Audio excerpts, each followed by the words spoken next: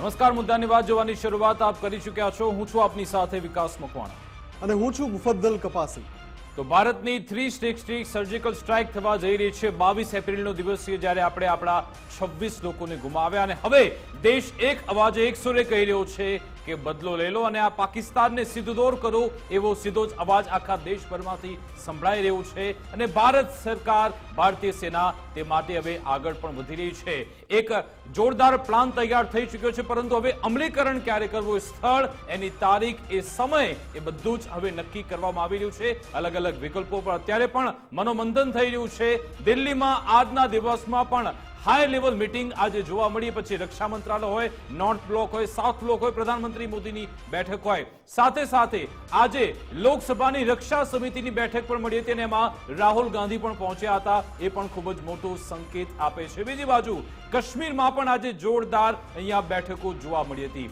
આજે ઉપરાજ્યપાલ મનોજ સિન્હાએ એક વિશેષ સત્ર બોલાવ્યું હતું અને ત્યાં કાશ્મીરથી જે સંદેશ મળ્યો છે આખા ભારતને, ન માત્ર ભારતને પરંતુ પાકિસ્તાનને પણ એક જડબાતોડ જવાબ એ મળ્યો છે કે તમે કાશ્મીરનું નામ લઈને આ બધી આતંકવાદી ગતિવિધિ છે એને અમારા નામમાં તમે ન જોડો, એ સંદેશ પણ આજે પાકિસ્તાનને મળી ગયો છે। બીજી બાજુ ઘણી બધી એવી ડિટેલ હોય છે, ઘણી સંવેદનશીલ વિગતો હોય છે, એ અમે તમારા સુધી એટલા માટે નથી પહોંચાડતા કારણ કે એ સેનાની માહિતી છે। સેનાની માહિતી લીક ન થઈ જાય, આપણા દુશ્મન દેશ ત્યાં સુધી માહિતી ન પહોંચે, સાથે સાથે સેનાની જે ઇન્ટેલ છે એ બહાર ના આવે, એટલા માટે ગુજરાત ફર્સ્ટ ન્યૂઝ ચેનલ દેશ હિતમાં, રાષ્ટ્ર હિતમાં એ સમાચાર આપને નથી બતાવતું, માહિતી નથી પહોંચાડતું, પરંતુ તેનું અમલીકરણ થયા બાદ ચોક્કસથી આપના સુધી સમાચાર પહોંચશે। આજના દિવસમાં મુફદ્દલ શું થયું એ પણ જાણવું ખૂબ જ જરૂરી છે કારણ કે કાશ્મીરથી લઈ દિલ્હી સુધી તમામ જોરદાર બેઠકો જોવા મળી। એના કારણે પાકિસ્તાનમાં આજના દિવસમાં પણ ફફડાટ એ છે કે ભારત ક્યાંથી પ્રહાર કરશે,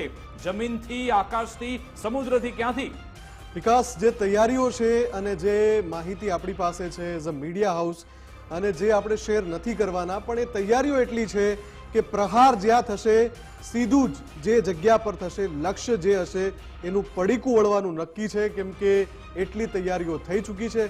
લગાતાર બ્રીફિંગ ચાલુ છે અને આ બ્રીફિંગમાં અલગ અલગ જે સેનાના કમાન્ડ છે એની તૈયારીઓની માહિતી પહેલા સંરક્ષણ મંત્રી સુધી અને પછી વાયા સંરક્ષણ મંત્રી વડાપ્રધાન મોદી સુધી પહોંચી રહી છે। હવે આ બધાની વચ્ચે શું થઈ રહ્યું છે, પાકિસ્તાનમાં શું હાલત છે? પાકિસ્તાન એની જૂની આદત મુજબ સીઝ ફાયર વાયોલેશન કરી રહ્યું છે, એટલે કે સરહદ પર જેની જે ફોરવર્ડ પોસ્ટ છે ત્યાંથી ફાયરિંગ કરી રહ્યું છે। આ જે કામગીરી છે પાકિસ્તાન હંમેશાથી કરતું આવ્યું છે। અત્યાર સુધી જ્યારે પણ ફોરવર્ડ પોસ્ટથી પાકિસ્તાન સીઝ ફાયર વાયોલેશન કરતું હતું ત્યારે શું થતું હતું કે આતંકી ઘૂસણખોરોને કવર આપતા હતા એ લોકો। અત્યારે એ લોકો શું કરી રહ્યા છે, ધ્યાન ભંગ કરવાની કોશિશ કરી રહ્યા છે, પણ સામે જેમ કે આપણી સેના તૈયાર છે એટલે જે વળતો જવાબ મળી રહ્યો છે એની એમને કલ્પના પણ નથી કરી।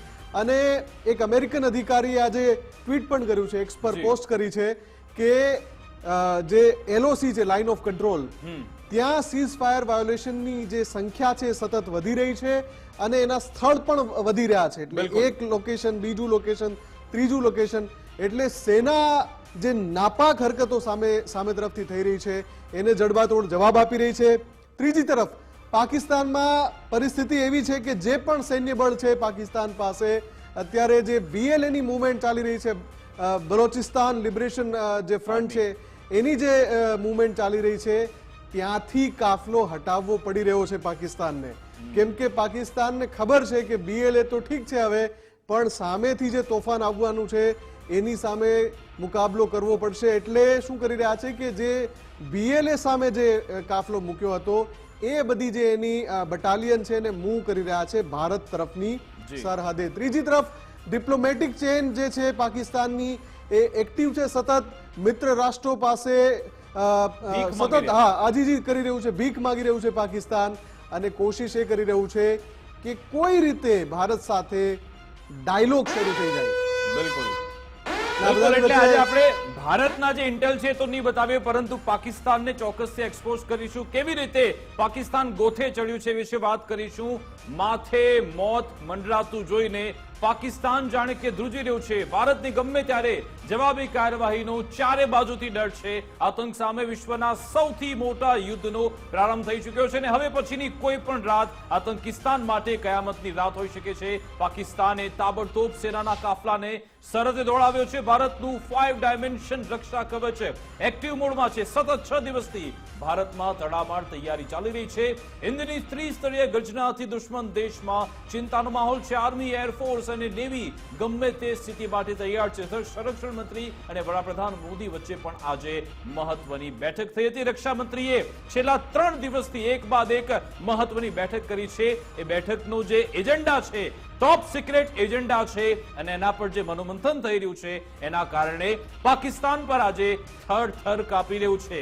આજે ભારતીય નેવીની તાકાતમાં પણ જોરદાર વધારો થયો છે અને એના કારણે પાકિસ્તાન અત્યારે બોખલાયેલું છે. શું કરવું શું ન કરવું કશી ખબર નથી પડતી. એટલા માટે જ એમના જે વિદેશ મંત્રી છે એક બાદ એક તેમના ફોન ડાયલ કરી રહ્યા છે કે કોઈ તો અમારો ફોન ઉપાડી લો, કોઈ તો વચ્ચે આવી જાઓ, કારણ કે ભારત આવી રહ્યું છે અને ભારત એવું ફટકારે છે. એમને ખબર છે એ 65 ની વાત હોય, 71 ની વાત હોય કે 99 ની વાત હોય, દર વખતે એમને મૌની ખાવી પડી છે. એટલા માટે જ અત્યારે એના તમામ મંત્રીઓ ધ્રુજી રહ્યા છે અને જે પરમાણુ યુદ્ધની વાતો કરનારા નેતાઓ, અધિકારીઓ, હવે એ લોકો પોતાના બિસ્તરા પોટલા લઈને પાકિસ્તાન છોડી રહ્યા છે. જે લોકો 2 નેશન થિયરીની વાતો કરતા હતા, જે લોકો લોહી વહાવવાની વાતો કરતા હતા, એ પોતાના પરિવારજનોને લઈને પાકિસ્તાનની જનતાને જે લોકો જાહેર મંચ પરથી ઉશ્કેરી રહ્યા છે કે આપણે તો લડવાનું છે ને આપણે તો લોહીનો દરિયો વહાવી દેવાનો છે, એના જ પરિવારના લોકો પાકિસ્તાન છોડીને ભાગી રહ્યા છે. સ્પષ્ટ સંદેશ છે કે એ બધા જે માથે બેઠા છે, જે ત્યાંના લીડર્સ છે, એને ખબર પડી ગઈ છે કે જે વાવાઝોડું આવવાનું છે એનો મુકાબલો આસાન નથી. એટલે જનતાને ભરમાવી રાખો પણ સામે પોતાના પરિવારને રવાના પણ કરી રહ્યા છે. બિલકુલ આ જ અંગે ચર્ચા કરીશું. આપણી સાથે ગેસ્ટ જોડાઈ ગયા છે, તેમની સાથે વાતચીત કરી રિટાયર્ડ કેપ્ટન જયદેવ જોશીજી જોડાયા છે.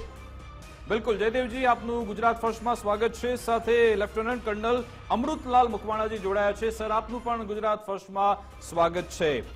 સૌપ્રથમ જયદેવ જોશીજી, આપની પાસે આવવા માંગીશ કે પાકિસ્તાનમાં જે ફફડાટ છે આજે જબરદસ્ત જોવા મળ્યો, કારણ કે નવાઝ શરીફે, જે કારગિલ આપણને યાદ આવી ગયું, નવાઝ શરીફે કહી દીધું શાહબાઝ શરીફને કે ભાઈ સમજી જાઓ, આ ભારત છે, તમારા હાલ કેવા થઈ શકે છે તમે જાણી જાઓ, આમાં તમે વચ્ચે ના પડો, આ તમે શાંતિથી સમજો, એમને અપીલ કરી. પાકિસ્તાનના પેપરમાં બધું આ છપાયું છે.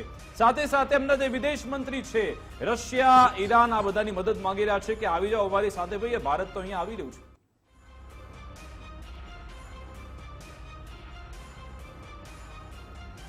યસ, આપ સાચું કહો છો અને આપનું એનાલિસિસ એકદમ સચોટ છે કે એવી કેટલીય બાબતો કે જે ભારતની છે એ આપણે અત્યારે વાત નથી કરતા, કારણ કે રાષ્ટ્રીય સુરક્ષાના હિતમાં આપણે કેટલાય આપણી બાબતોને હજી પાકિસ્તાન માટે એ રણટંકારના દિવસે, એ ભારતીય રિસ્પોન્સના દિવસ માટે સરપ્રાઇઝ રાખવા માંગીએ છીએ. પણ સાથોસાથ let us be very Frank and let us be very candid about the fact કે પાકિસ્તાનમાં શું થઈ રહ્યું છે અને એનું આપનું એનાલિસિસ એકદમ સાચું, સચોટ અને મજબૂત એનાલિસિસ એ છે કે યસ, પાકિસ્તાનમાં અત્યારે અફરાતફરીનો માહોલ છે.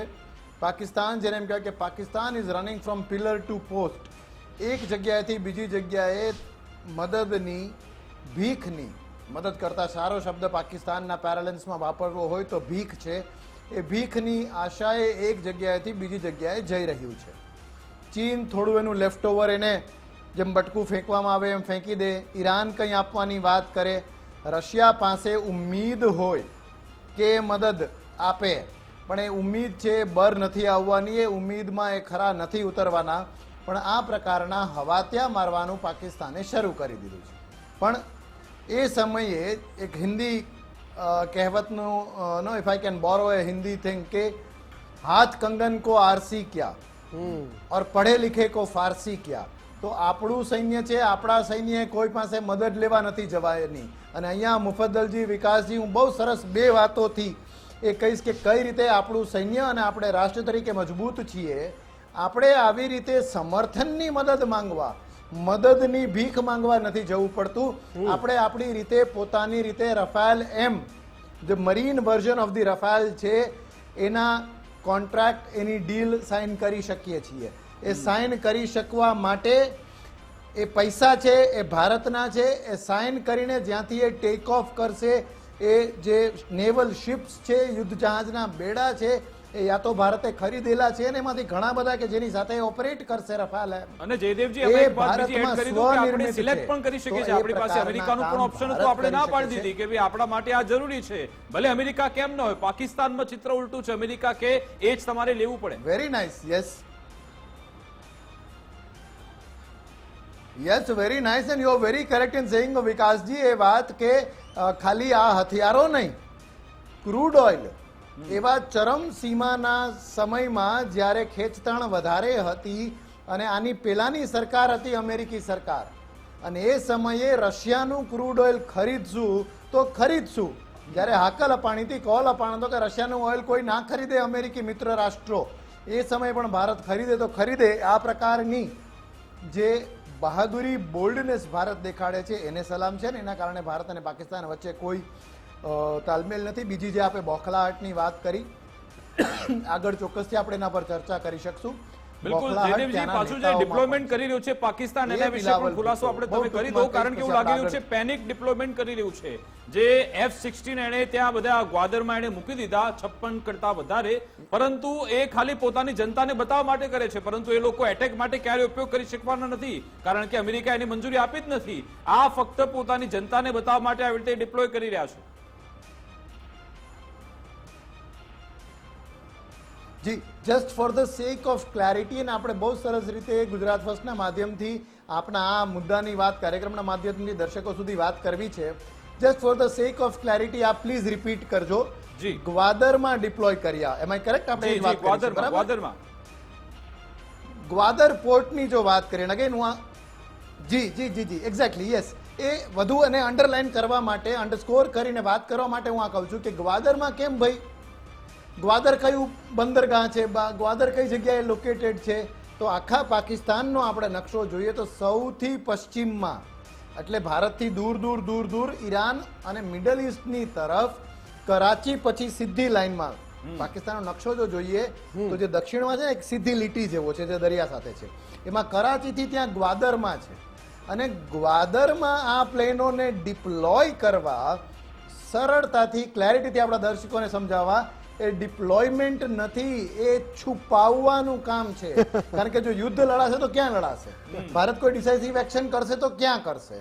નેચરલી જમ્મુ કાશ્મીરમાં કરશે, કદાચ પંજાબ, રાજસ્થાન, ગુજરાત, જે 65માં, 71માં, 47માં આ એક્સિસમાં લડાઈ લડાણી છે. બહુ તો કરાચી ઘણું નજીક છે. કચ્છની દરિયાઈ સીમાઓથી આપણે કરાચી અને બંદરગાહની લાઇટો જોઈ શકીએ છીએ. એની બદલે આને ગ્વાદર મોકલવા, એ તો એના પ્લેનોને છુપાવી રહ્યું છે, નહીં કે ડિપ્લોયમેન્ટ કરી રહ્યું છે. અને again quoting the same word, વિકાસજી આપે કદાચ એ શબ્દ વાપર્યો હતો, પેનિક ડિપ્લોયમેન્ટ. આ પેનિક ડિપ્લોયમેન્ટ છે, પેનિકની રીતે છુપાવવાનું કામ કરી રહ્યું છે. કરશે પાકિસ્તાન, કદાચ આપણી એની પશ્ચિમી સીમા ઉપર પણ ઘણું કરશે, પણ એ પોતાના બચાવ માટે, એ ખોફથી કે ભારત ક્યાં શું કરવાનું છે એની રીતે કરશે. ટ્રેન્ડ આર્મી છે, ટ્રેન્ડ એરફોર્સ અને નેવી એની પાસે પણ છે, બસ નેતૃત્વની કમી છે. એટલે કરશે ખરા, પણ વિજય એ કોનો થશે એ પાકિસ્તાન પણ કદાચ જાણે છે. બિલકુલ, આપણી સાથે લેફ્ટનન્ટ કર્નલ અમૃતલાલ સર પણ છે. કર્નલ સર, સવાલ અમારે એ પૂછવો છે કે 6 દિવસ વીતી ગયા છે પહેલગામ અટેક થયો એ પછી, દેશ આખો તૈયારીઓ જોઈ રહ્યો છે, સેના તૈયાર છે, સરકાર તૈયાર છે, વિપક્ષ પણ સાથે છે, દેશ આખો એકજૂટ છે, પણ આપને આપના અનુભવથી શું લાગે છે, હજુ ખૂબ લાંબી તૈયારીઓનો સમય લેશે ભારત, કે હવે પછીની કોઈ પણ રાત પાકિસ્તાન માટે કયામતની રાત હશે?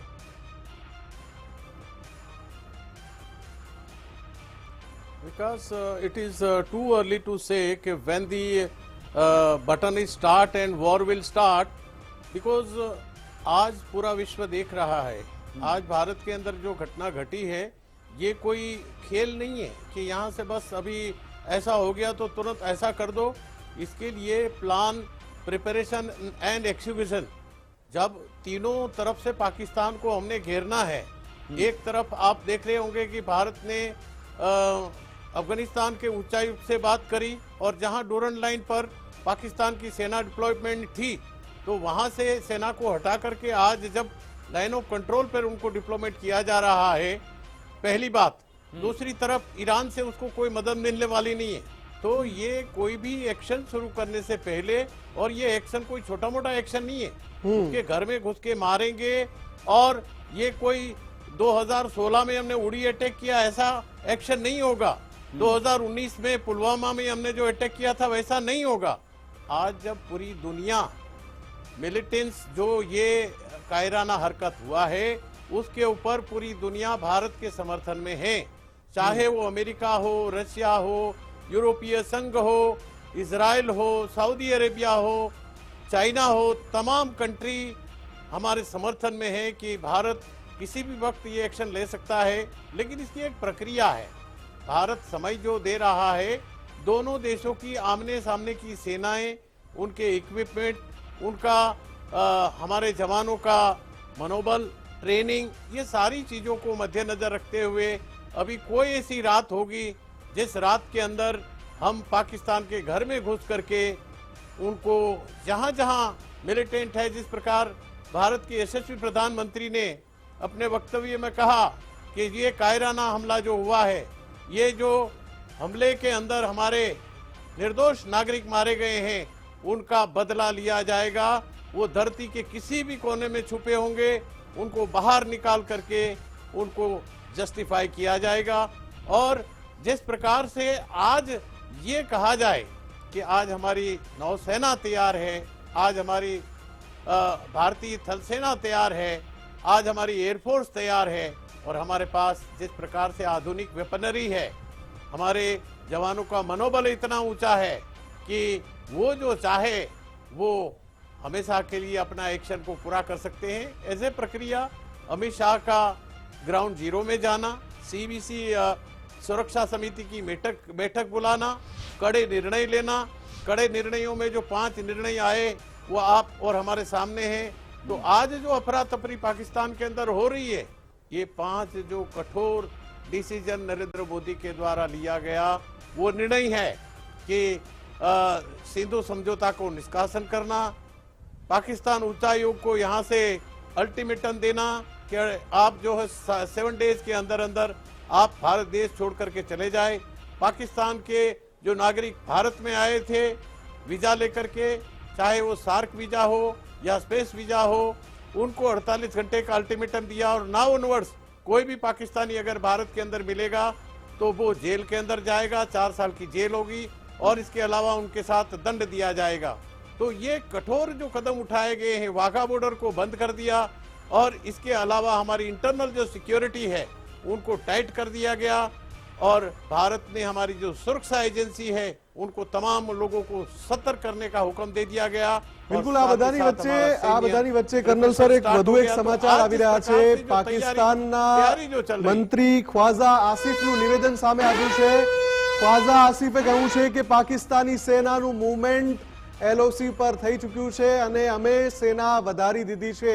એટલે કે પહેલીવાર ઓફિશિયલ કન્ફર્મેશન કે એલઓસી ઉપર પાકિસ્તાની સેના તૈયાર છે। પાકિસ્તાનના રક્ષા મંત્રીએ નિવેદન આપ્યું છે અને સાથે એમણે એમ પણ કહ્યું છે કે આખું પાકિસ્તાન હાઈ એલર્ટ પર છે અને અમે તમામ રીતે તૈયાર છે। હવે આ જે અહેવાલ આવી રહ્યા છે, આની પહેલા અત્યાર સુધી ફૂટેજીસ આવી રહ્યા હતા કે પાકિસ્તાનમાં ઇન્ફન્ટ્રી કે બટાલિયન એ મૂવમેન્ટ કરી રહી છે। મેં હમણાં જેમ શરૂઆતમાં કહ્યું કે જ્યાં બલુચિસ્તાન લિબરેશન આર્મીનું જ્યાં કાર્યવાહી ચાલી રહી છે, ત્યાં જે ટુકડીઓ હતી પાકિસ્તાની સેનાની એ પણ ત્યાંથી આ એક્સિસમાં મૂવ કરી રહ્યા છે। એટલે કેપ્ટન જયદેવ જોશીને મારે પૂછવું છે, સર પાકિસ્તાને માની લીધું છે કે ભારત આ વખતે કોઈ સ્ટ્રાઇક નથી કરવાનું, એટલે કે આતંકી ઠેકાણા ઉપર કોઈ સ્ટ્રાઇક નથી કરવાનું, સીધો હુમલો જ થઈ શકે છે, યુદ્ધ જ છેડી શકે છે, એવું પાકિસ્તાને માની લીધું લાગે છે। વેરી નાઇસ મુફદ્દલજી, હું પણ અત્યારે આપ બોલો છો ત્યારે આ રિયલાઇઝ કરું છું। It's a very nice sharp witty point આપે કીધો है કે yes it's a very nice point મુફદ્દલજી કે આતંકી હુમલો જો પાકિસ્તાન કરવાનું, ભારત જો આતંકીઓને ખતમ કરીને સીમિત થઈ જવાનું હોય તો ભારત શું કરે? અને એ ભારત કરે કે ભાઈ ચલો આતંકી છે એના હાઇડઆઉટને ખતમ કરે, એ લોકોની સપ્લાય લાઇન ખતમ કરે, જેમ ભૂતકાળમાં આપણે એમનો એક ટ્રેનિંગ કેમ્પ હતો એ નેસ્તો નાબૂદ કર્યો એ ખતમ કરીએ। પણ એના બદલે આ વખતે પાકિસ્તાનના ખૌફથી, પાકિસ્તાનના એક્શનથી એ ફલિત થાય છે કે પાકિસ્તાનના મનમાં શું એક્સપેક્ટેશન છે, ભારત શું કરવાનું છે. અને આપે કહ્યું ત્યારે જે હું પણ રિયલાઇઝ કરું છું એ વાતની કે પાકિસ્તાનને જાણે ખ્યાલ જ છે કે આ વખતે ભારત અટકવાનું નથી. નહીં તો જો આ ટેરરિસ્ટ કેમ્પ ઉપરનો હુમલો હતો તો આપણે ત્યાં ને ત્યાં સરહદને પેલે પાર પણ એવા સૂર વહ્યા હતા કે ક્યાં હુઆ, એક કૌવા ભી તો નહીં મરા, આવી વાતો થઈ હતી. કે પછી ખુલ્લા ઓપન ફિલ્ડ, ઓપન મેદાનમાં થોડે કુછ પેડ હી તો ગીરે હૈ. એની બદલે કદાચ પાકિસ્તાનને હવે એ ખોફ છે અને કદાચ પાકિસ્તાન એન્ટિસિપેટ કરી રહ્યું છે કે ભારતનો આ વખતનો રિસ્પોન્સ હશે એ મજબૂત રિસ્પોન્સ હશે, તગડો રિસ્પોન્સ હશે અને સીમિત નહીં હોય, સંખ્યામાં પણ સીમિત નહીં હોય અને કઈ જગ્યાએ આપણે અટેક કરશું એમાં પણ સીમિત નહીં હોય, એ પાકિસ્તાન તરફથી દેખાય છે. That's one. બીજું અને Second, જયદેવસિંહજી, પાકિસ્તાન આ પ્રકારના ડિપ્લોયમેન્ટમાં છે, ડિપ્લોયમેન્ટ આપણને ફરી એકવાર આજે એટલા માટે ખબર પડી કારણ કે જે રીતે એ ડિપ્લોયમેન્ટ કરી રહ્યું છે, પછી આપણે જે ગ્વાદરની વાત કરી, પછી કરાચી પોર્ટ પર પણ થયું અને સ્વાતમાં પણ તેનાથી કરી, પરંતુ એ લોકો ભૂલી જાય છે કે પાછળ બલોચ તો તૈયાર જ બેઠો છે, કદાચ આગળ વધ્યા તો બલોચવાળા ઉડાડી દેશે પાછળથી.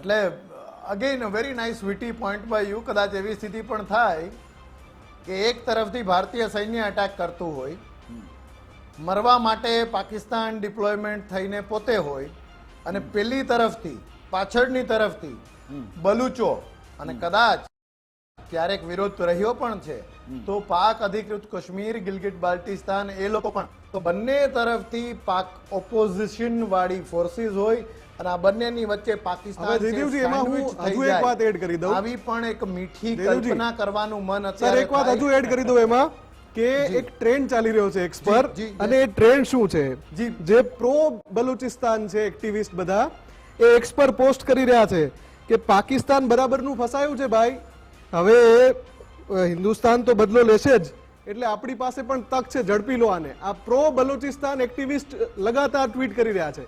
અને ત્રીજો એક પોઈન્ટ એડ કરી દઉં, આજે ડિપ્લોમેટિક ચેનલમાં Correct. ભારતના જે પ્રતિનિધિ છે એમની મુલાકાત અફઘાનિસ્તાનના જી. પ્રતિનિધિ સાથે પણ થઈ છે. એટલે આ તો જે એસ જયશંકરના ખૂબ જ ખાસ નજીકના અધિકારી છે, જે પાકિસ્તાન, અફઘાનિસ્તાન અને ઈરાનનું ડિવિઝન સંભાળે છે, એમણે અફઘાનના આજે મંત્રી સાથે વાત કરી જ્યાં તાલિબાનનું શાસન છે ને અત્યારે એ પાકિસ્તાનના વિરોધમાં છે. સૌ કોઈને ખબર છે જયદેવજી. એટલે આમ તો ત્રણેય મોરચેથી ભીસાઈ રહ્યું છે. Yes yes yes. એટલે ખબર નહીં કેટલા મોરચે પાકિસ્તાને હારવાનું થશે અને એ થવાનું છે. આ કેટલી સ્કેલનો આપણો રિસ્પોન્સ હશે એ પછીની વાત છે અને એમાં ઘણા બધા સ્પેક્યુલેશનને હજી આપણે જગ્યા છે, પણ આ બધા સ્પેક્યુલેશનના અંતે અમુક બાબતો સ્પષ્ટ છે. પાકિસ્તાને મોઢની લપડાક ખાવી પડવાની છે. બીજું અગેન આપણે આગળ વધુ ચર્ચા કરી શકીએ કે કદાચ ખુલીને કોઈ પણ દેશ પાકિસ્તાનની મદદ નહીં કરે એવું શરૂઆતી સંકેતોથી લાગે છે. એ ચીન અને ઈરાન પણ ડિરેક્ટલી મદદ નહીં કરે એવું માનવાને અમુક કારણો છે. યસ. બીજી જે બલુચિસ્તાન અને એનો જે એક્સ વાળો ટ્રેન્ડ છે, સો ઓલ ધીસ બલુચીઝ એ લોકોનું ગ્લોબલ પ્રેઝન્સ જાજુ છે.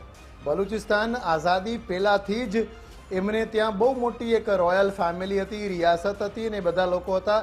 એ પહેલાથી જ નહોતા ઈચ્છતા કે તેઓ પાકિસ્તાન સાથે જોડાય અને ત્યારથી લઈને આજ સુધી કેટલાય લોકો ત્યાંના વિદેશમાં સ્થાયી છે અને વિદેશમાંથી બલુચિસ્તાન લિબરેશન આર્મીને સપોર્ટ બહુ મળે છે. અને એ જોતા આપણને એવું લાગે કે વિદેશી દૂતાવાસોમાં અત્યારે આપણે એવા ચિત્રો જોતા હોઈએ છીએ કે ભારતીયોએ ધરણા પ્રદર્શન કે પછી વિરોધના નારા લગાવ્યા, પણ એ દિવસ પણ દૂર નથી જ્યારે વિશ્વના અલગ અલગ એથેનિસિટી વાળા લોકો એ ભારતીયો છે, બલુચીઓ અત્યારે છે. બાંગ્લાદેશે એક સમયે ફેસ કર્યું છે અને યુ નેવર નો એ સમય એવો બાંગ્લાદેશીઓનો પણ આવે અને આઝાદ કાશ્મીર એવું જે એ લોકો પોતાની જાતને આઈડેન્ટિફાય કરે છે, આપણું પાક અધિકૃત કાશ્મીર, આપણા જ ભાઈઓ, આપણા જ ભાન ભટકેલા ભાઈઓ, એ લોકો પણ આ સ્થિતિ આવી થાય, પાકિસ્તાન ડગમગે, ભારત પોતાની જાતને અસર્ટ કરે અને જમ્મુ કાશ્મીર ઉપર પણ પોતાનો કબજો લેવાનો પ્રયત્ન કરે, ત્યારે એ લોકો પણ પાકિસ્તાનના વિરોધમાં આવે તો એ દિવસ કદાચ બહુ દૂર હોય એવું નથી. એની અત્યારે વાસ્તવિક કલ્પના કરી શકાય. બિલકુલ બિલકુલ. આપણે કેમ કે પાકિસ્તાનને એક્સપોઝ કરવાની વાત કરી રહ્યા છે એટલે કર્નલ સર આપની પાસે આવવા માંગુ છું કે જે આજે વિડીયોઝ કેટલા સામે આવ્યા કે ચાઇનાના હથિયાર, તેની તોપ, ટેન્કર આજે પાકિસ્તાન ત્યાં ડિપ્લોય કરી રહ્યું છે ત્યાં સરહદે કે પોર્ટ પર. તો ચાઇનાની ગેરંટી તો બધાને ખબર જ છે કે ક્યાં સુધી ચાલે છે, છતાં પણ શું આપણે તેનાથી ડરવાની જરૂર છે? આપણે કેવો જવાબ આપી શકીએ છીએ? તેનો શું પ્રત્યુત્તર હોઈ શકે છે?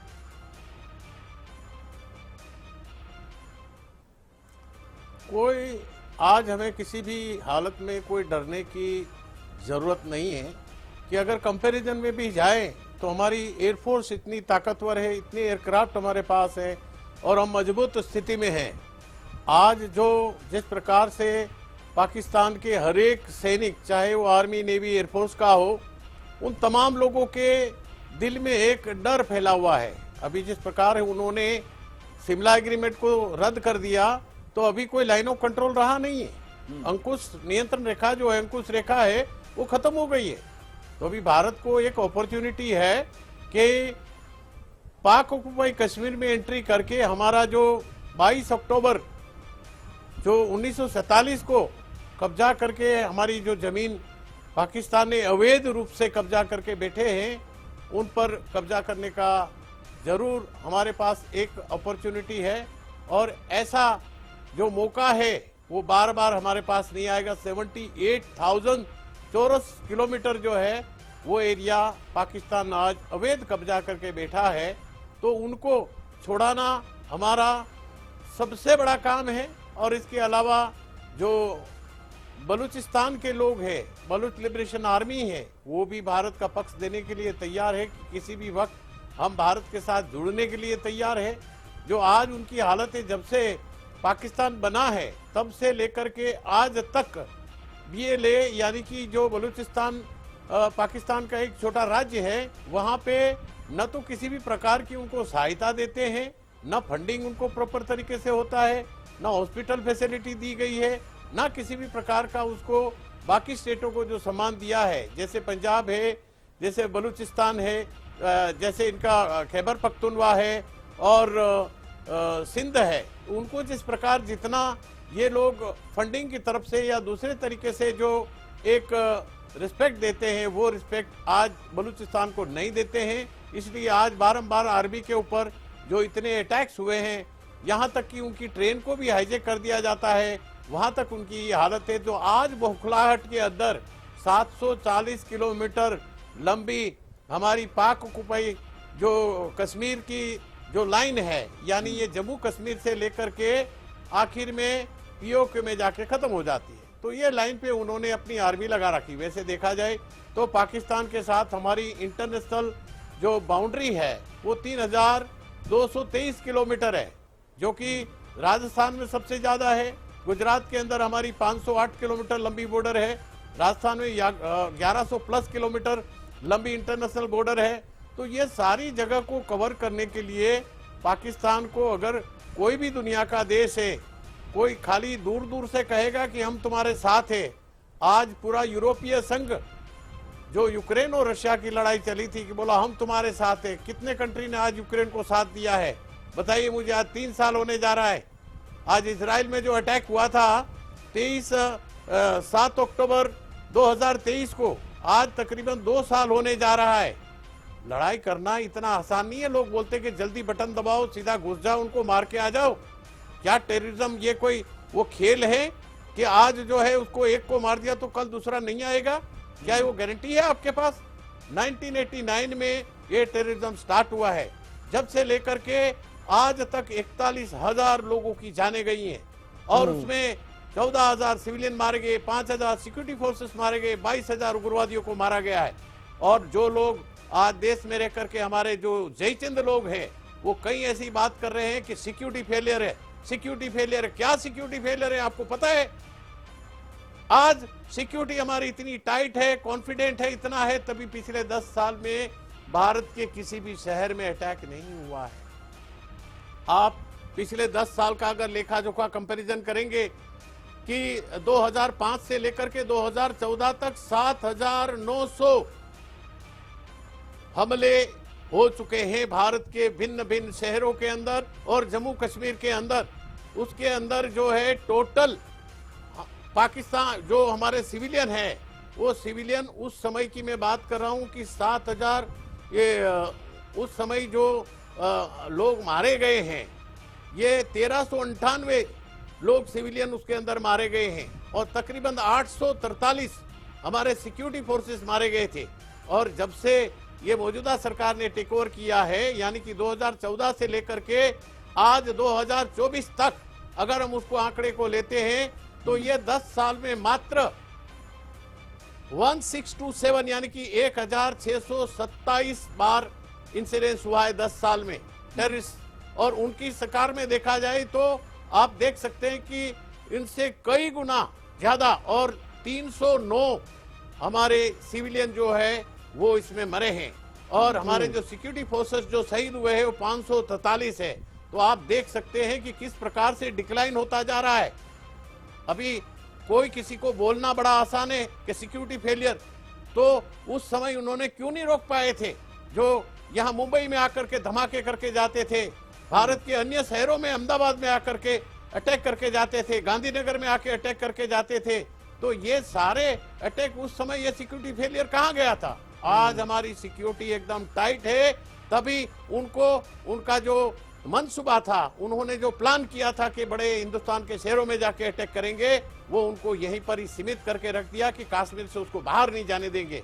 आज जिस प्रकार से हमारी आर्मी चप्पे चप्पे पे लगी हुई है, हमारी पैरामिलिट्री फोर्सेस, हमारी जम्मू एंड कश्मीर की जो लोकल पुलिस है, उनके द्वारा जो सघन आज जो चेकिंग चल रहा है, उसमें से 500 से ज्यादा लोगों को पूछताछ की है और तकरीबन 1000 का कोर्डन सर्च किया है। और जो उग्रवादी संस्था के साथ जुड़े हुए थे, से कई 15 लोगों के घरों को उड़ा दिया गया है। तो आज इस प्रकार से जो एक्शन हुआ है સર, આમાં જે અત્યારે પ્રયત્નો કરવામાં આવી રહ્યા છે, પાકિસ્તાનની આપણે એટલા માટે ખાસ વાત કરી છે કે હવે એના સમર્થનમાં કોણ આવી રહ્યું છે? આજે બે દેશ જોવા મળ્યા કે જે સીધા પાકિસ્તાનના સમર્થનમાં હતા અને એક બ્રેકિંગ બીજા જયદેવસિંહજી આપણી પાસે આવું છું, પરંતુ એક બ્રેકિંગ ન્યૂઝ મળી રહ્યા છે, પછી આપણી પાસે આવીશ ત્યારે જવાબી કાર્યવાહીના ભયથી પાકિસ્તાનમાં ફફડાટ જોવા મળી રહ્યો છે। હવે ચાઇનીઝ તોપના સહારે પાકિસ્તાનની સેના છે, જે હમણાં આપણે વાત કરી કે ચીની SH-50 હોવિત્ઝર તોપ સરહદ તરફ મોકલવામાં આવી છે। સરહદથી 80 કિલોમીટર દૂર સુક્કુરમાં તોપનો કાફલો દેખાયો છે।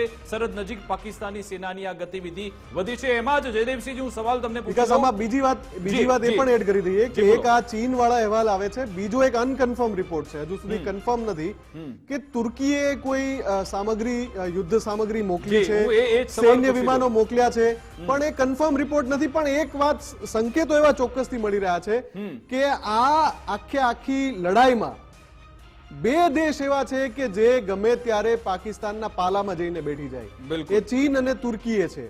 જો એમની આ જે અહેવાલ જે મળી રહ્યા છે, જે અનકન્ફર્મ રિપોર્ટ છે કે કરાચી અને ઇસ્લામાબાદમાં તુર્કીના સૈન્ય વિમાનોનું લેન્ડિંગ થયું છે, બિલકુલ બરાબર। તો આ બે એવા દેશ છે, એવા કન્ટ્રી છે જયદેવસિંહજી કે જેના નામ સામે આવ્યો છે। ચાઇનાએ તો એના વિદેશ મંત્રી આજે આડકતરી રીતે સમર્થન કરી પણ નાખ્યું કે અમે પાકિસ્તાન જે આતંકવાદ વિરુદ્ધની લડાઈ લડી રહ્યું છે એના સમર્થનમાં છીએ। આ રીતના નિવેદન, એના તેમના હથિયારો, તુર્કીનો અનકન્ફર્મ રિપોર્ટ આવ્યો છે કે એમના જે સૈન્ય સામગ્રી છે પાકિસ્તાન પહોંચી રહી છે। અર્દોગાન કે જે કોઈ તેને સમજી શક્યું નથી, કારણ કે નાટોના સભ્ય પણ રહે છે અને સામે યુક્રેનને પણ મદદ કરે છે, રશિયાની સામે પણ રહે છે, આવું બધું ચાલતું રહેતું હોય છે। આ રીતે આ બે દેશ જો પાકિસ્તાનના સમર્થનમાં આવે છે તો શું સ્થિતિ હોઈ શકે છે? આપનું એનાલિસિસ।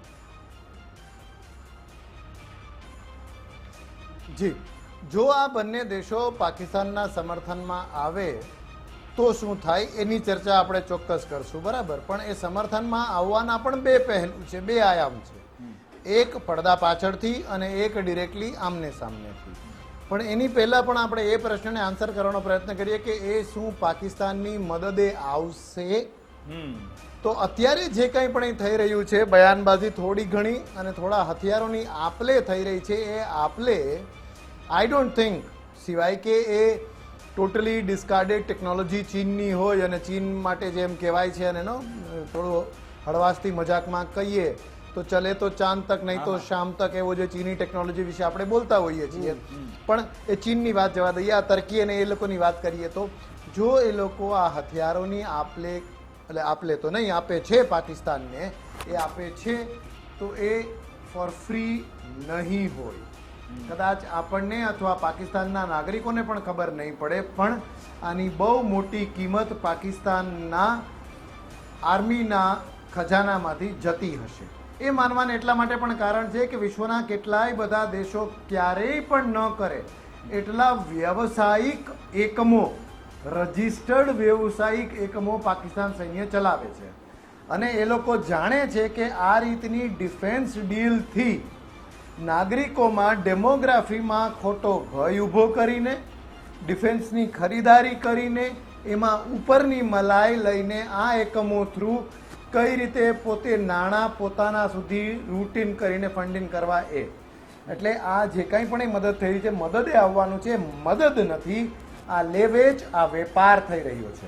હવે જો મદદે આવે તો બે આયામ જે આપણે વાત કરીએ એ પડદા પાછળ કે પડદાની સામે આવીને, એટલે કે એક્ટિવલી ઇન્વોલ્વ થઈને ફૂટ કે પછી બૂટ્સ ઓન ધ ગ્રાઉન્ડ એમ કહેવાય છે, સૈનિકો જમીન પર આવે એને, એ એટલા માટે નહીં આવે એવું માનવાને કારણ છે કે રશિયા અને યુક્રેન વચ્ચે આટલી લડાઈ થઈ, થોડા એલિમેન્ટ્સ કોરિયન આર્મીના ત્યાં આવ્યા, નોર્ધન કોરિયન, પણ એ સિવાય કોઈ આવ્યું નથી. Israel, Hamas, nobody has come there to help. Azerbaijan, Armenia કોઈ ગયું નથી.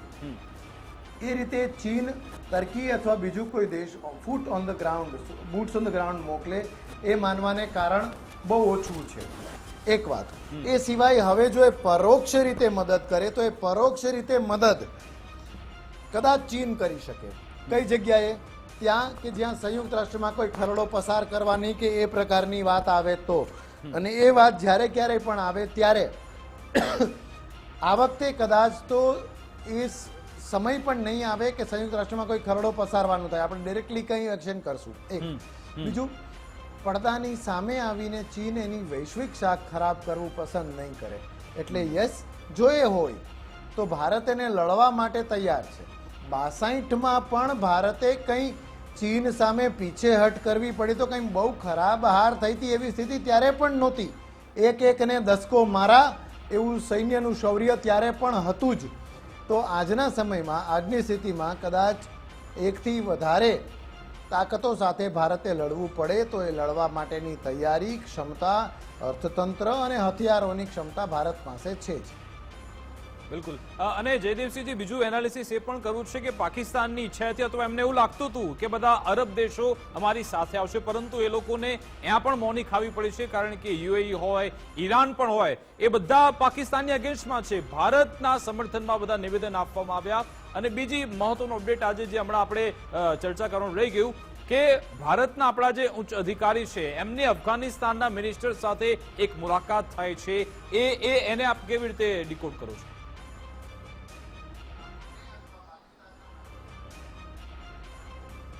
યસ, જે આપણે શરૂઆતમાં વાત કરીએ કે પાકિસ્તાનનું એવું માનવું કે ઇસ્લામિક રાષ્ટ્રો તેની મદદમાં આવશે, એ હજી પણ માની શકે, એ શેખ ચિલ્લીના સપના હજી પણ જોઈ શકે, પણ એવું માનવાને કારણ ઓછું હોવાનું હજી એક નજીકના ભૂતકાળનો જો હું પુરાવો આપું તો બધા જ ધર્મોના પૂરા સન્માન સાથે અને બધા ધર્મોને પ્રણામ કરતા કરતા જેરુસલમમાં જે થઈ રહ્યું છે, જેરુસલમની આજુબાજુ જે કાંઈ પણ એ થઈ રહ્યું છે, વેસ્ટ બેંક, ગાઝા, હમાસમાં જે થાય છે, એ જગ્યા, એ નાની જગ્યાથી વધુ પવિત્ર જગ્યા યહૂદીઓ, ખ્રિસ્તીઓ અને મુસ્લિમો માટે છે નહીં, એનાથી વધારે કોઈ પવિત્ર જગ્યા. એ જગ્યા જ્યારે તકલીફમાં હોય, માનવતાની રીતે પણ જ્યારે આપણને એમ થાય કે ઓહ, ઇઝરાયલ જરા વધારે કરે છે, એ સમયે પણ પ્રત્યક્ષ રીતે કોઈ પણ ઇસ્લામિક રાષ્ટ્ર જો મદદમાં હમાસને ના આવતું હોય, ખુલીને, યસ, થોડા રોકેટ લોન્ચીસ ને મિસાઇલ લોન્ચીસ અમુક દેશોએ કર્યા છે, એકાદા આતંકી સંગઠન હાઉધી રેબલ્સને એ લોકોએ કંઈક કર્યું છે, પણ પ્રત્યક્ષ રીતે એક પણ ઇસ્લામી રાષ્ટ્ર જો ત્યાં મદદે ના જતું હોય, જ્યાં ધાર્મિક વાત અને યહૂદીઓ અને ત્યાંના મિડલ ઇસ્ટના ઇસ્લામિક રાષ્ટ્રોની લડાઈ બહુ જાણીતી છે, ત્યાં જો મદદ ના કરી હોય તો અહીંયા ક્યારે કરે? અને અહીંયા જ્યારે પાકિસ્તાનની કુલ જનસંખ્યા કરતાં વધારે બીજા ધર્મના લોકો, ઇસ્લામ ધર્મના લોકો ભારતના હોય, ભારત ઓરિજિનના હોય, ઓવરસીઝ પણ ભારતનો પાસપોર્ટ ધરાવતા હોય, પાકિસ્તાનની કદાચ એકાદા પ્રોવિન્સ, 4 જેટલા તો પ્રોવિન્સ છે, એમાંના એકાદા પ્રોવિન્સની જનસંખ્યા જેટલા મુસ્લિમ ભાઈઓ તો આપણે ત્યાં યુનિફોર્મ સર્વિસીસ કરતા હોય અને ભારત માતા કી જયની સાથે જય હિન્દ કી સેનાના નારા સાથે ભારત માટે લડતા હોય, ત્યારે ઇસ્લામિક રાષ્ટ્રો પાકિસ્તાનની મદદમાં આવશે ખુલીને, એ વાત માનવાને બહુ કારણ નથી. નંબર 1. નંબર 2, સેજ હળવી વાત છે પણ વાસ્તવિકતા આવી જ છે. એ સટ્ટો હોય, એ ઘુડદોડ હોય, રેસકોર્સમાં હોય કે પછી સૈન્યમાં હોય, માણસ એ ઘોડા ઉપર જ પૈસા લગાવે જે ઘોડો જીતનો ઘોડો હોય. પાકિસ્તાન જીતનો ઘોડો નથી. ડિપ્લોમેટિકલી, પોલિટિકલી કે મિલિટરીલી પાકિસ્તાનનો સપોર્ટ કરીને કયા રાષ્ટ્રને શું ફાયદો મળશે? એટલે એ પણ થવાનું નથી. યસ થશે તો યસ, આવા કેટલાક રેડિકલ અને લોકો કરતા હોય છે, થાય. બધે કઈ કોમન સેન્સ રે, મેચ્યોરિટી રે, હ્યુમેનિટીના હિતમાં જ કામ થાય, માનવતાનું ધ્યાન રે, એવું નથી થતું. થશે પણ એનો સામનો કરવા આપણે તૈયાર છીએ. વધુ એકવાર બઝર વાગ્યું છે અને બઝરનો મતલબ છે વધુ એક મોટા સમાચાર આવી રહ્યા છે, અપડેટ આવી રહ્યું છે. અને એ અપડેટ છે બિલાવલ ભુટ્ટોને લઈને, કેમ કે બિલાવલ ભુટ્ટોનો એક વિડીયો વાયરલ થયો હતો કે જેમાં તે પાકિસ્તાની જનતાને ઉશ્કેરતા સંભળાઈ રહ્યા હતા અને એ જ બિલાવલ ભુટ્ટોનો પરિવાર પાકિસ્તાન છોડીને ભાગ્યો છે, એવા એક અહેવાલ આવી રહ્યા છે. બીજો અહેવાલ એ છે કે પાકિસ્તાનના આર્મી ચીફ જે છે મુનીર, એનો પરિવાર પણ પાકિસ્તાન છોડીને ભાગ્યો છે. એટલે માથે મંડરાતું મોત જોઈને આ લોકો ભાગી રહ્યા છે.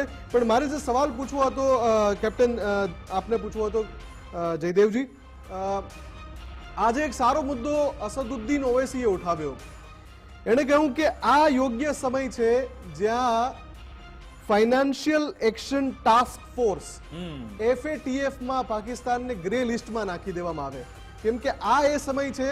હંમેશાથી ભારત માંગ કરતું આવ્યું છે કે FATF માં પાકિસ્તાન ગ્રે લિસ્ટમાં જતું રહે, કેમ કે ગ્રે લિસ્ટમાં નથી જતું, એને લોન મળ્યા કરે છે, એને મદદ મળ્યા કરે છે અને પછી એનો ઉપયોગ થાય છે આ આતંકીને, ટેરરિઝમને ફંડિંગ કરવામાં.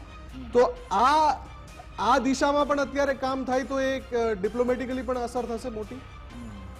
હમણાં જૂનમાં જ મુફદ્દલ એની બેઠક મળવાની છે. હા, યસ, આપે કહેલી. હાજી હાજી, આપની બંને વાતનો રિસ્પોન્સ આપતા આપતા કહું તો નંબર 1, FATF તો financial action task force, yes, and we celebrate and we congratulate કોઈ પણ પોલિટિકલ પાર્ટીના, અને વિપક્ષ છે એ પણ ડેમોક્રેસીનું જ બહુ મજબૂત અંગ છે. દરેક રાજકીય પાર્ટી ડેમોક્રેસી માટે, દેશના હિત માટે કામ કરે એ અપેક્ષિત છે અને આવા વિધાનો કોઈ પણ વ્યક્તિ પાસેથી આવે તો તેની સરાહના આપણે કરીએ છીએ, કરવી જોઈએ. આ ઉપયુક્ત સમય છે FATF માં પાકિસ્તાનને ગ્રે લિસ્ટમાં નાખવાનો. જો એવું કહેવાનું હોય તો એમ કહીશ કે ગ્રે શું કામે? ગ્રે થી બ્લેક ની પણ પ્રયત્ન કરીએ તો એમાં કંઈ ખોટું નથી. હવે એ પ્રોસિજર છે, like financial action task force છે, એને આપણે થોડા પુરાવાઓ આપવાના થશે. અત્યારે જે રીતે ઇન્વેસ્ટિગેશન થઈ રહ્યા છે અને આજના દિવસે બપોરે આ અમુક ઘટસ્ફોટ પણ થયો હતો કે જેમાં એ વાત તપાસમાંથી ખુલીને બહાર આવી હતી કે કયા હથિયારો આ આતંકીઓ લઈને આવ્યા હતા. AK-47 અને બીજી એક રાઇફલની વાત હતી. આવનારા દિવસોમાં વધારે ને વધારે ક્લેરિટી આવશે. એના પુરાવાની મદદથી, પાકિસ્તાનના ડાયરેક્ટ ઇન્વોલ્વમેન્ટની મદદથી FATFને આપણે રજૂઆત કરીએ અને એના દ્વારા ગ્રે સુકામે બ્લેક તરફનો પ્રયત્ન કરવો જોઈએ. એક મુદ્દો કહી દઉં આપ બંનેને, પછી આપણે લેટર ઓન એની ચર્ચા કરી શકીએ. આવનારા દિવસોમાં આ તપાસ વધુ સારા પરિણામો આપવાની એટલા માટે પણ છે કે અત્યારે રાઇફલની ખબર પડી છે. 50 રાઉન્ડ ત્યાં ફાયર થયા છે. એ રાઉન્ડ ફાયર થયા, એના ખાલી કારતૂસ, ખાલી ખોખા ત્યાં પડેલા હોય. એ ખાલી ખોખા કારતૂસના આધારે બે વસ્તુ ખબર પડે, એક બેચ અને એક મેક. મેક એટલે એ ક્યાં બનેલું હતું, એ ગોળો ક્યાં, દારૂ ગોળો, કાર્ટ્રિજીસ ક્યાં બનેલી હતી, અને બીજું એની બેચ લગભગ ક્યાં અરસામાં બનેલી હતી. જો એ પાકિસ્તાની કે પછી કોઈ પરદેશના ઓરિજિનની ગોળીઓ હોય તો એ હથિયાર અને ગોળીઓ એમની પાસે ક્યાં આવી, એ કરીને પાકિસ્તાનને FATF પછી કોઈ પણ એ મંચ ઉપર ખુલ્લું કરવાનો મોકો મળે. બિલાવલ ભુટ્ટોની ભાગવાની આપણે વાત કરી તો કેવો એ દોહરો માપદંડ ધરાવનારો પરિવાર કહેવાય. બિલાવલ ભુટ્ટો થોડા દિવસો પહેલા સિંધુ નદી, ત્યાંનું પાણી અને ત્યાંના દરિયાની ને એ બધી વાતો કરે, ત્યાં દરિયામાં એટલું લોહી વહશે, પંજાબીમાં નદીઓ, મોટી નદીઓને દરિયા એમ કહે છે, એ ત્યાં લોહી વહશે એવી વાત કરે. અને હવે કદાચ એવા રિપોર્ટ્સ છે કે એમનું પરિવાર ત્યાં નથી. બિલાવલ ભુટ્ટોએ આ વાત કરાઈ. કોણ બિલાવલ ભુટ્ટો? એ કે જેના આખા પરિવારે દહેશતગર્દીના કારણે એના પરિવારનું લગભગ નિકંદન નીકળી ગયું એમ કહીએ તો ખોટું નથી. તેમના નાના ઝુલ્ફિકાર અલી ભુટ્ટો એ કઈ રીતે ખતમ થયા, કઈ રીતે એમને ફાંસીના અને માથે બિલાવલ ચડાવવામાં ભુટ્ટો આવ્યા, પોતે સૌથી મોટા વધારે ભાગનો સમય એમણે લર્નેડ, વિદેશમાં મુસદ્દી, એમણે સારા વિતાવ્યો છે અને અહીંયાની સ્ટેટમેન્ટ. લોકલ ભાષા પણ એમને નથી આવડતી, એના કારણે પણ ઘણા બધા ટ્રોલ થતા હોય છે અને હવે Yes. એમણે યુદ્ધની વાતો કરી નાખી Yes. અને હવે પરિવારને ભગાડી દીધો. એ મીમ મટીરિયલ છે, પાકિસ્તાનનું મીમ મટીરિયલ છે બિલાવલ ભુટ્ટો. બિલકુલ બિલકુલ કર્નલ મકવાણાજી, એમના આપને બંને સવાલ છે કે કેવો- મામાઓને એમણે ખૂની રીતે જી. ખતમ કરતા જોયા, જી પૂરી કરો આપની વાત. અને એમના મધર બેનઝીર ભુટ્ટો પાકિસ્તાનના પહેલા અને એકમાત્ર મહિલા પ્રધાનમંત્રી એ કઈ રીતે ખતમ થયા. દહેશતગર્દીથી આટલું પરિવારનું નુકસાન થયું હોય ત્યારે તમે આ જે રોકવાની વાત કરો એ સારું ના લાગે. એ તો એમને બધું વારસામાં મળેલું છે. કર્નલ મકવાણાજી, આપને સવાલ છે કે કેટલો જોરદાર વિરોધાભાસ જોવા મળે છે. એક બાજુ આપણી સેના કે જે દમખમથી આગળ વધી રહી છે, જોરદાર કોન્ફિડન્સ છે, એમના ઈરાદા મક્કમ છે, મજબૂત છે, અને એની સામે પાકિસ્તાનની સેના કે ત્યાં ધડાધડ રાજીનામા પડવા લાગ્યા છે. લોકો ત્યાં તૈયાર નથી કે અમારે આવી સેના જોડે ના, આવા ચીફ જોડે અમારે કામ ન કરાય.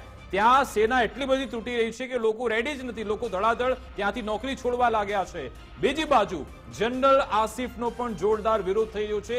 લોકો તો ત્યાંના પત્રકાર પણ કહી રહ્યા છે કે તમે પોતે દેશદ્રોહી છો, તમારી સ્ક્રિપ્ટ કોણે લખી હતી, તમે બંને દેશ અને તમે જાણે કે એની સાથે ગદ્દારી કરી નાખી. જનરલ મુનીર રાજીનામું આપે એવી પણ માંગ થઈ રહી છે. જી,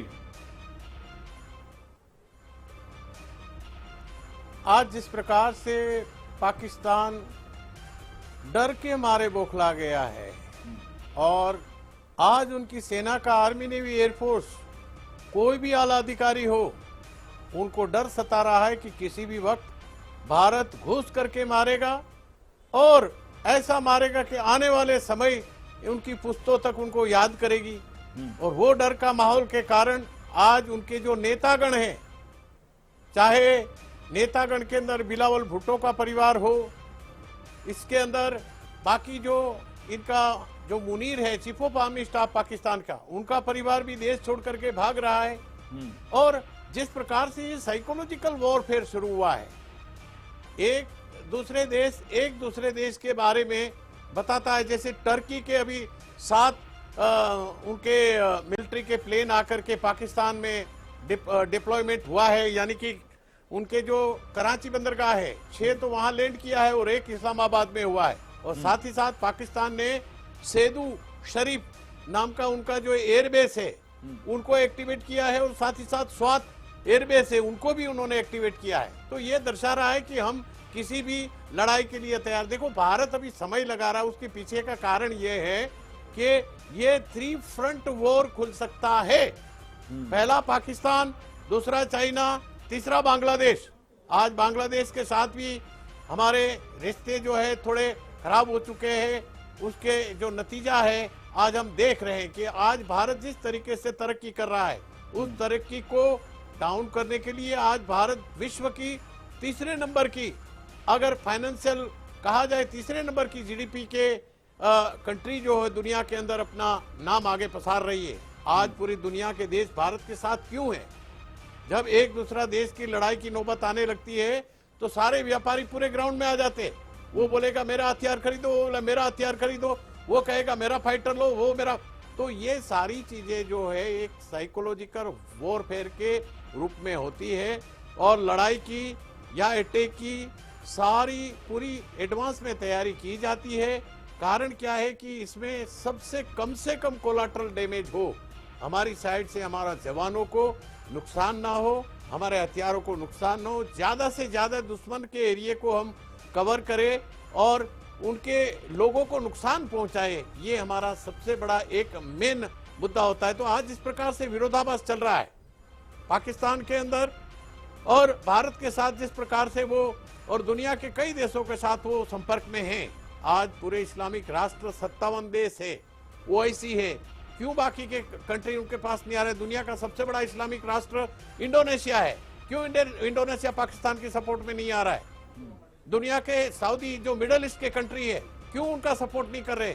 उसके पीछे का कारण यही है कि पाकिस्तान एक दहशतगर्द मुल्क है, इनकी किसी भी तरह से कोई सहायता नहीं करनी चाहिए. आज अपने मुस्लिम इस्लामी राष्ट्र के पास दुबई, जेदा, तमाम सऊदी अरेबिया, हर जगह जाकर के उसने गुहार लगाई कि मुझे पैसे की मदद दो, मुझे पैसा दो. कोई पैसा देने के लिए उसको तैयार नहीं है. और अभी अभी जब हमारे यशस्वी प्रधानमंत्री नरेंद्र मोदी ने બિલકુલ સર આપને અટકાવ માંગીશ. એક મોટા સમાચાર મળી રહ્યા છે ગુજરાત ફર્સ્ટનું, કેમ કે બઝર વાગ્યું છે. તુર્કીએ પાકિસ્તાનને મદદ કરવાનો ઇનકાર કર્યો છે. હમણાં આપણે જે ચર્ચા કરી રહ્યા હતા એ વચ્ચે સમાચાર હવે એ થઈ મળી રહ્યા છે કે તુર્કીએ પાકિસ્તાનને મદદ કરવાનો એટલે જ ઇનકાર કરી દીધો છે. અર્દોગાન કે જેને કોઈ સમજી શક્યું નથી, હમણાં જ મેં તેનો ઉલ્લેખ કર્યો, અને હવે સમાચાર કે ભાઈ કોઈ હેલ્પ નથી હું મળવાની. શરૂઆતમાં એટલે જ કહી રહ્યો હતો કે એક અનકન્ફર્મ રિપોર્ટ છે કે તુર્કીએ કદાચ એના સૈન્ય જહાજો મોકલ્યા છે પાકિસ્તાનમાં, અને અત્યારે જે સમાચાર આવી રહ્યા છે આ સમાચારના સોર્સિસ પણ જાણવાની કોશિશ અમે કરી રહ્યા છીએ, પણ સમાચાર એવા છે કે તુર્કીએ પણ પાછું ખસી ગયું છે. તુર્કીએ પણ પાકિસ્તાનની મદદ કરવાનો ઇનકાર કરી દીધો છે. સ્થિતિ સ્પષ્ટ છે. જે ભારત કરવા ચાહતું હતું, આતંકિસ્તાન અલગ થલગ પડી રહ્યું છે, આખા વિશ્વમાં એકલું પડી રહ્યું છે, અને હવે બસ એને એક એવો સબક શીખવવાનો છે કે એની આવનારી પેઢીઓ પણ યાદ રાખે. બિલકુલ જયદેવજી, આનું તમે એનાલિસિસ કેવી રીતે કરશો? અર્દોગાન તુર્કી જે નાટોનું પણ સભ્ય છે છતાં પણ રશિયાનું મિત્ર છે, અને આજે જે હમણાં અહેવાલ આવ્યા હતા કે ભાઈ બધા કરાચી ત્યાં બધી સૈન્ય મદદ મોકલી છે, હવે અહેવાલ આવી ગયા કોઈ મદદ નથી મળવાની.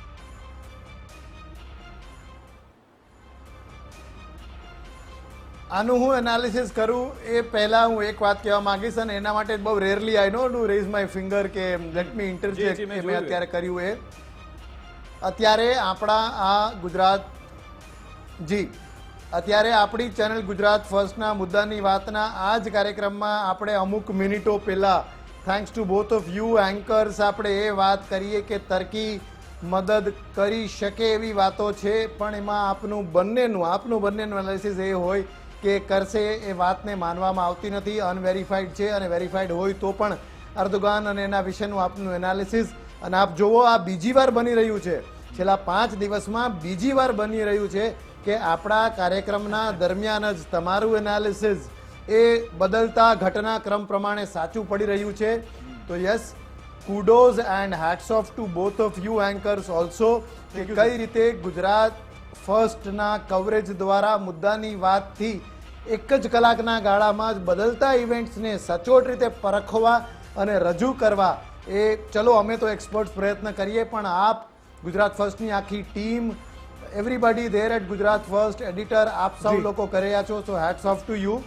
આ ઉત્સાહજનક સમાચાર એટલા માટે કહેવાય, અને with this I come to the analysis also, કે આ ઉત્સાહજનક સમાચાર એટલા માટે કહેવાય કે ભારત તૈયાર છે, લડવાની ક્ષમતામાં છે. પાકિસ્તાનને મેં પણ કહ્યું એમ થોડી વાર પહેલા મેં પણ આ તર્કીની મદદ વિશે લગભગ આવું જ એનાલિસિસ દીધું હતું, પણ આપણે એમાં અત્યારે સમય નહીં વેડફીએ. યસ, આ કોઈ પણ લોકો પાકિસ્તાનની પ્રત્યક્ષ કે પરોક્ષ રીતે મદદ કરે તો પણ લડવા માટે ભારત સક્ષમ છે. લડવા માટે માત્ર નહીં, જીતવા માટે સક્ષમ છે. પણ દુશ્મનના જો વધારે દુશ્મન હોય તો એ આપણા મિત્ર હોય. દુશ્મનનો છેડો ફાડીને કોઈ લોકો ન્યુટ્રલ રહે તો એ આપણા માટે સારા સમાચાર કહેવાય. તો યસ, આ રીતે પાકિસ્તાનનું એકલું અટુલું થવું, એને કોઈ પણ પ્રકારની આર્થિક, ડિપ્લોમેટિક, ડિફેન્સ ની મદદ ન મળવી એ પણ એક ઉત્સાહજનક કાર્યક્રમ છે, અને આ આપણા માટે પણ નવા ઓપોર્ચ્યુનિટીઝના દરવાજા ખોલે છે. કર્નલ અમૃતજી કંઈક કહેવા માંગે છે, આપે હાથ ઊંચો કર્યો. જી કર્નલજી. जी, जिस प्रकार से आज पूरी दुनिया भारत के साथ है, उसमें आप देख सकते हो, और सबसे किसी भी लड़ाई को अगर जीतना है, जब तक सेना का मनोबल ऊंचा नहीं होगा, आज जब पाकिस्तान की सेना पस्त हो चुकी है, लोग भाग रहे, कोई दुबई भाग रहा है, कोई देश छोड़ करके भाग रहा है, कोई आपस में लड़ रहे, कोई इस्तीफा दे रहा है, तो आप देख सकते हो कि सेना का मनोबल कितना ऊपर है उस लड़ाई लड़ने के लिए, और वो कितना दिन भारत के साथ टिक सकता है? नहीं टिक सकता है. आज हमारी सेना का मनोबल इतना ऊंचा है कि अगर कहे कि आज रात में जाकर के लाहौर में ब्रेकफास्ट करेंगे, लंच इस्लामाबाद में करेंगे और डिनर रावलपिंडी में करेंगे, तो ये जज्बे के साथ भारत एंट्री कर सकता है और पाकिस्तान की ऐसी तैसी कर सकता है.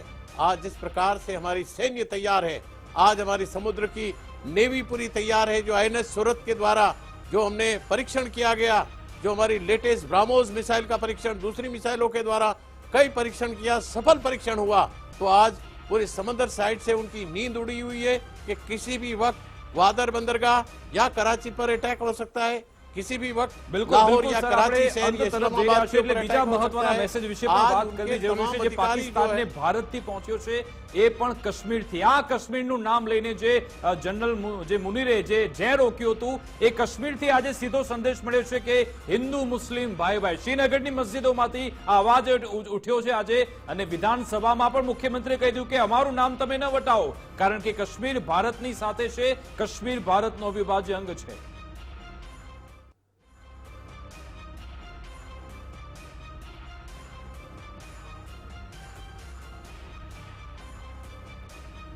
जी सर तो इन शॉर्ट यही कह सकते हैं कि आने वाला समय जो है ये काल रात्रि है। पाकिस्तान इंतजार करके बैठा है कि कब हमारी मौत आए और हम खत्म हो जाए, तो बिल्कुल। उनको वो डर सता रहा है जी, डर साइकोलॉजिकल सतावी है। जयदेव जी, वॉरफेयर आपको के रिएक्शन द्वारा। आ बाबत है, तो कश्मीर आज थी जो सीधा भारत पाकिस्तान ने तैयारी संदेश कर रहा है, मिले। देख रहा है पूरा। बिल्कुल बिल्कुल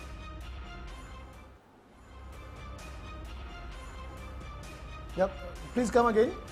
જયદેવસિંહજી કાશ્મીરમાં જો લોકો એવું પહેલી વાર બન્યું છે કે લોકોને કહેવું નથી પડતું આવો વિરોધ કરવા હાજી, હાજી. લોકો મોટી સંખ્યામાં સામેથી રસ્તા પર ઉતરે છે Yes, અને yes, આતંકી yes. સ્થાનને ખતમ કરો સંદેશ આપે છે અને આજે તમામ મસ્જિદોમાંથી આપણને મેસેજ સાંભળવા મળ્યો હિન્દુ મુસ્લિમ ભાઈ ભાઈ નારા લાગ્યા હતા અને ત્યાંની મોટી પંચાયત વિધાનસભામાં પણ ત્યાંથી સંદેશ મળ્યો કે પાકિસ્તાન કાશ્મીરનું નામ ન વટાવો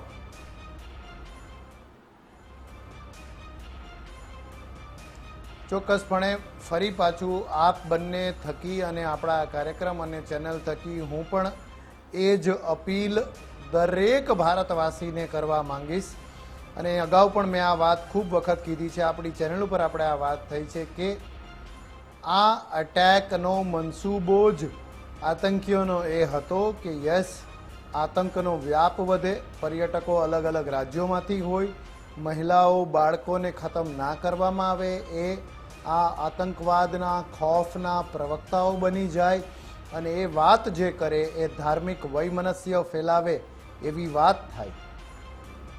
એવા સમયે અપીલ એ કે દરેક આપણે લોકો જે કોઈ પણ ધર્મનું પાલન કરતા હોય, કોઈ પણ પૂજા પદ્ધતિમાં રત હોઈએ અથવા કશું પણ ના કરતા હોઈએ તો પણ આપણે સર્વએ ઊંચેથી મોટેથી અને વારે વારે ચિલ્લાવીને આખા વિશ્વને કહેવાની એ જરૂર છે કે અમારો પહેલો ધર્મ જે છે એ ભારતીયતા છે. બિલકુલ એ થયું છે જ્યાં ક્યાંય પણ એ થયું છે. જે ઇનપુટ્સ મળે છે એ તો ઉલટાના વધુ ઉત્સાહજનક છે કે કાશ્મીરમાં આ પ્રકારનું કામ થાય છે. જ્યારે ધાર્મિક નમાઝ પડવા માટે લોકો જાય છે ત્યારે આ કામ કરે છે. સો એ તો વધારે હાર્ટનિંગ છે, વધુ સારી બાબત છે અને આપણે બધાએ હિન્દુ મુસ્લિમ શીખ ઈસાઈ આપસ મેં હે ભાઈ ભાઈ એવું જો કહેતા હોય તો એ કરીને બતાવવાનો આ મોકો છે. જી. ભારત માતાના આપણે સૌ સંતાનો સિંધુ સંસ્કૃતિ ઉપરથી આપણે હિન્દુઓ બન્યા. Let us stay together, let us stay strong and United. બિલકુલ અને આ જે મુવમેન્ટ છે મુફદ્દલ કે હવે સ્થિતિ એવી જોવા મળી રહી છે કે હિન્દુ મુસ્લિમ એક સાથે આવી રહ્યા છે. જે ખાઈ જે આપણને જોવા મળતી હતી કદાચ આ ખાઈ પુરાઈ રહી છે આખા દેશભરમાં અત્યારે એ વાતાવરણ છે જોવા મળી રહ્યું છે. વિકાસ આમાં હું એક લાસ્ટ કોટ એટલો જ કરીશ કે દુશ્મનોનો મનસૂબો એ હતો કે હિન્દુ મુસ્લિમ વચ્ચે તિરાડને ખાઈ કરી નાખીએ, પણ આ ઘટનાએ હિન્દુ મુસ્લિમની એ કથિત તિરાડને સિમેન્ટ કરી દીધી જી. અને બધા એક થઈ ગયા. આખો દેશ એક છે આજે અને સૌથી વધારે દેશ એટલા માટે એક છે કે હવે આ આતંકને નેસ્ત નાબૂદ કરો. જે હિન્દુ મુસ્લિમ કરી રહ્યા છે એવા આ આતંકને નેસ્ત નાબૂદ કરો અને એટલા માટે ક્યારેય ના જોઈએ એ એ રીતે લોકો આખો ધર્મ દેશ એક એટલા છે. માટે જ પૂછ્યો હતો ધર્મ એટલા માટે જ પૂછ્યો હતો કે આપણે એ ખાય જે તિરાડ છે એને મોટી કરીએ, પરંતુ એમાં એ લોકો સીધા નિષ્ફળ ગયા છે. એ સંદેશ આજે ત્યાંથી મળી ગયો છે. સમયનો અભાવ છે એટલા માટે ચર્ચાને અહીંયા પૂર્ણ કરવી પડી રહી છે. આભાર કેપ્ટન જયદેવસિંહજી અમારી સાથે જોડાવા બદલ અને કર્નલ અમૃતજી અમારી સાથે જોડાયા તે બદલ આપનો ખૂબ ખૂબ આભાર. તો દેશના આ જે વીર જવાનો છે એને સલામ છે, સાથે સાથે ભારત સરકાર આપણી જે ભારતીય સેના છે એ જોરદાર એલર્ટ છે અને કોઈ પણ ક્ષણે કોઈ પણ ઘડીએ એક જોરદાર પ્રહાર આવી રહ્યો છે. નક્કી છે એટલા માટે જ પાકિસ્તાન અત્યારે ફળફળી રહ્યું છે, થરથર કાપી રહ્યું છે, એના પગ ધ્રુજી રહ્યા છે, પરસેવો વળી રહ્યું છે. કદાચ એ બધા અધિકારીઓનું એના જનરલનું બ્લડ પ્રેશર પણ વધી ગયું છે કારણ કે ભારત આવી રહ્યું છે ને ભારત આવવાનું જ છે એ નક્કી છે. મારી વિશેષ રજૂઆત મુદ્દાની વાત અંતર્ગત બસ આટલું જ. આપ જોતા રહો ગુજરાત ફર્સ્ટ ન્યૂઝ. નમસ્કાર.